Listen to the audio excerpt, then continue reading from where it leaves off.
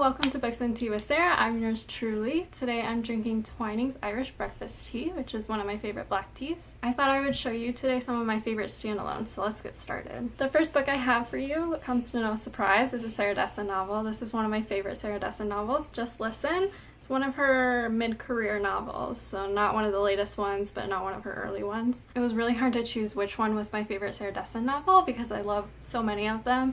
I thought I would choose this one because it was the first one that I read by her, and it kind of just started my love for all of her books. This novel is about a girl named Annabelle who gets ostracized from her friend group. Her best friend stops talking to her. Everybody at school kind of stops talking to her, as well as her sister is having her own personal problems with an eating disorder.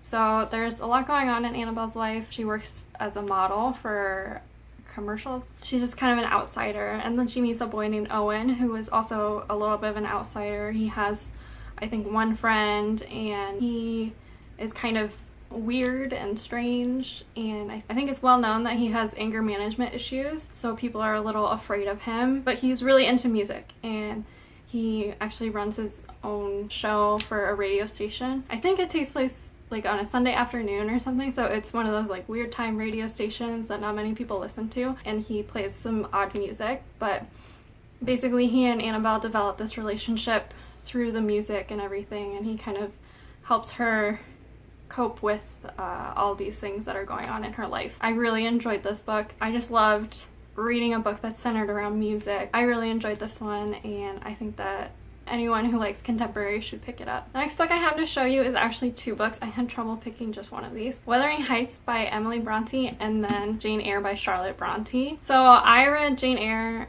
the summer before my high school junior year for a class, and then I read Wuthering Heights at the end of my freshman year for a class, and both these books I loved. Jane Eyre I was a little hesitant about because it was a large book, it was a classic, and truthfully I hadn't read too many romantic classics before. I was kind of under the impression, oh, I don't really like romance in books, it's always too gushy. But I started reading Jane Eyre and it was amazing. I think that I read it at a good time in my life because it's very much a growing up story. It was about becoming a woman, and there was mystery in the book which kept me reading, and then the romance is just, it's like the perfect amount of romance. It's not too gushy or anything.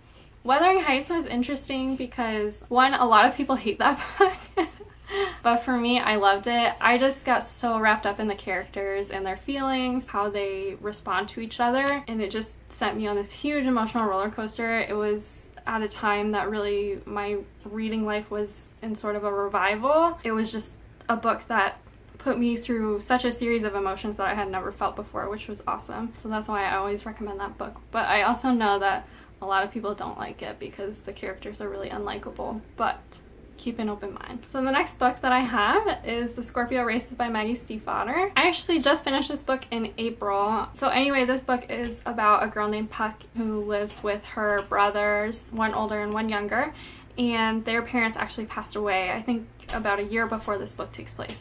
So they've been living on their own, working, trying to survive. They live on this island that I kind of imagine as a British Isle, sort of.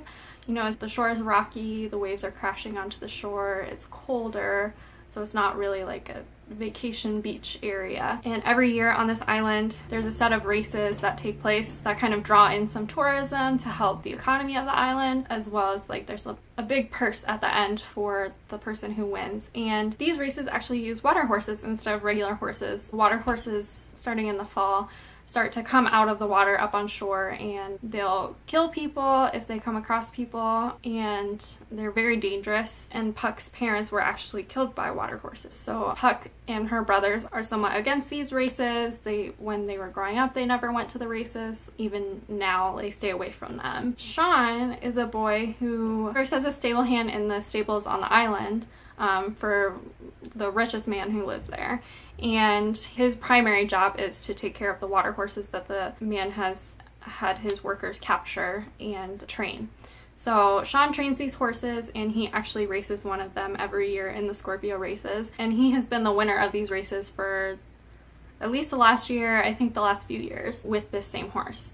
And he has this special bond with the water horse. He really loves it. It's dear to him, and that's one of the reasons that he finds it hard for himself to pull himself away from the stables, despite how cruel the man that he works for is. So with Puck's family, she feels like it's partly her responsibility to keep the family going, to support the family. They're having a lot of trouble at this point, so she decides to actually enter the races with her mare, which is not a water horse, but it's not against the rules to enter with a regular horse. So she enters the races, and the book follows her as she trains for the races and once she gets to the races, and it also follows her developing a bond with Sean as well, who is kind of a recluse, and so he typically stays away from a lot of other people. It was a really great book. I really enjoyed the darkness that was in it. I felt like it was kind of a darker novel, and I really enjoyed the relationship that developed between Puck and Sean. I thought it was a really unique story, and I really didn't like Maggie Stiefvater's Shiver trilogy.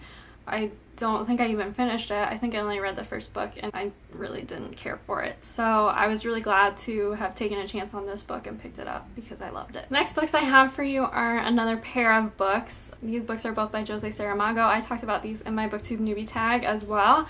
And I have Blindness by Jose Saramago and The Double by Jose Saramago. So I really enjoyed both of these books. I think that they both speak a lot to the human experience, how people respond to stresses in society, how they connect with each other, how people are willing to help each other, how people are not willing to help each other is very interesting. With The Double, this book is about a man who, his life is basically going to shit, and he finds this, like, a B-list celebrity, I think, who looks exactly like him, and so he kind of starts to stalk this man, and as he stalks this man, he starts to neglect his own life, and he sort of starts feeling like he's assuming this man's identity. And it's a really interesting book. It's a difficult read. I think part of it is the translation. I think that makes it a little difficult, but it's almost like reading Dickens. Like, paragraphs go on for pages and pages, and it makes it really hard to find breaks. The dialogue is also really difficult to follow from what I remember. You really have to keep track of it because he doesn't say like Simon said or Angela said, that type of thing. It's just like apostrophes on either end of the quote. It gets a little difficult to follow sometimes, especially if there's multiple people in the conversation, that type of thing. It's definitely a great read though. And then Blindness is about this country where people start going blind. The first scene, a man is driving his car and he's sitting at a stoplight and suddenly he goes blind. And so then you follow him as they take him to the hospital and everything. And then more and more people start going blind. So then they start to seclude these people, to quarantine these people until they can figure out what's going on. And so it's really interesting to follow how the government responds to something like this, as well as how the people who are experiencing this situation respond. So I really enjoyed both of these books, and I think pretty much anyone should pick them up. If you enjoy adult fiction, I think you should definitely give these a try. The next book I have is Station 11 by Emily St. John Mandel. This book I read based on like so many people on BookTube reading it. I thought that I really need to give it a go. It's really interesting. This book follows quite a few characters as the world starts to go into a survival mode. There's some sort of epidemic or pandemic that starts to go on, and you start to follow some of these characters as the pandemic is taking place. It also follows characters long after the world has basically shut down and become this desolate place. So then you start to follow several other characters, and I really enjoyed this book. It's definitely very character driven, so if you're more interested in plots, it's probably not for you, but it was definitely interesting to me because all the characters start to connect in different places. So it's really cool to see how these characters relate to each other, the different clues of how they know each other without actually knowing each other, that type of a thing. It's very cool. It kind of makes you think about The Sixth Degree. Definitely a good book. It was a short book, so it was a quick read, which is nice, so I definitely recommend giving that one a go. The last book I have for you is The Ocean at the End of the Lane by Neil Gaiman. This is a book that's very dear to me. I actually got to see Neil Gaiman when he toured for this book. It's quite an interesting book. It's kind of on the bounds of magical realism fantasy. It's about a man who returns to his childhood home because there's a death, and he reminisces on his childhood a little bit. There was a girl who moved in with her mother and grandmother at the other end of the road. So this boy befriended this girl who moved in, and several weird and kind of frightening things start to take place. They come across a man who committed suicide in a car. It intrigues this girl, and she kind of wants to learn more about it, why it happened, and the boy, he kind of just goes along with her even though he's very frightened, and the magical things start to take place and a lot of scary things. So it's not a very good description. I know I'm not very good at describing this book, partially because I guess I don't remember it that well. It's been a very long time since I last read it. I've read a lot of books since then, but one thing that has stayed with me since reading this book is the feeling that I had reading it. I couldn't put it down. I felt the things that the characters felt in the book. This was another one of those books that kind of sent me on a roller coaster of emotions, where I was fearful, I was happy, I was saddened. I was very much there with the characters. So that's part of the reason that this is one of my favorite books. I think Neil Gaiman's writing in this book is leagues beyond some of his other books. So I definitely think that this one is worth checking out, especially if you're interested in Neil Gaiman, not sure where you want to start.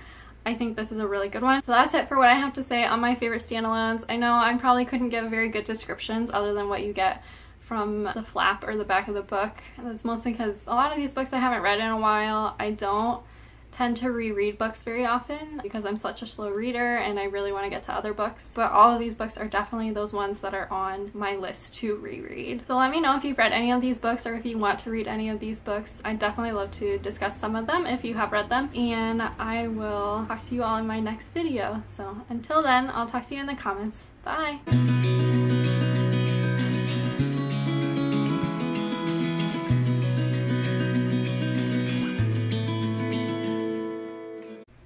Take two, because my neighbors like having sex.